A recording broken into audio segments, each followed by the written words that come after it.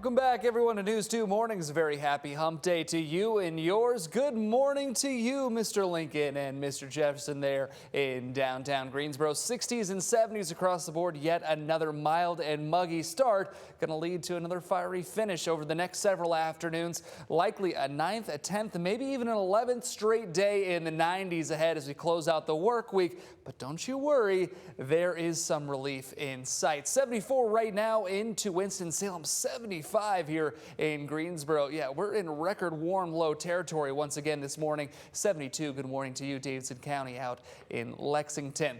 Looking at the potential for some late day storms. Once again, that classic summertime pattern, hot, humid, pop-up storms, some of which could be on the strong to severe side. Again, we have a lot of heat, a lot of humidity.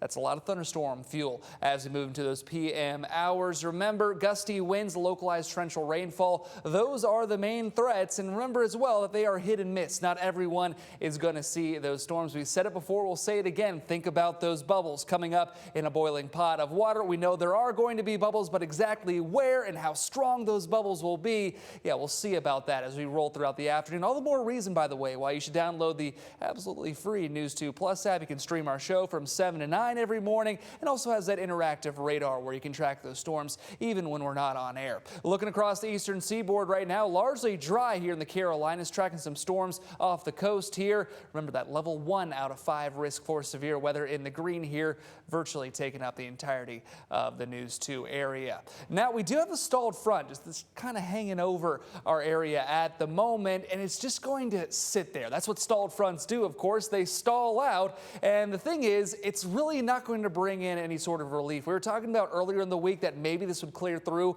and bring us somewhat cooler air. That doesn't really appear to be the case anymore. But don't you worry, I think there is some relief in sight in the form of this cold front that's really going to dive southward by the weekend, and that is going to put us probably in the mid to lower 80s. I'm thinking into our Sunday and then Monday of next week. So don't you worry. Again, today should be 9 straight days of 90s, but the good news is there is at least some sort of cooler light at the end of this torrid tunnel. This afternoon, again, watching out for a few strong, severe storms. Not everyone will see rain, but those of us that do, yes, it could be heavy, and we could also see some gusty winds heading into our Thursday. Yet another rinse and repeat forecast, although overall, I think the rain chances are lower as that front just kind of dissipates over the Carolinas. Temperatures, they go up, up, up as rain chances go down Thursday into our Friday, mid-90s for each of the final 2 days of the work week, and then in comes that cooler air as we roll through the weekend, marching into the heart of July.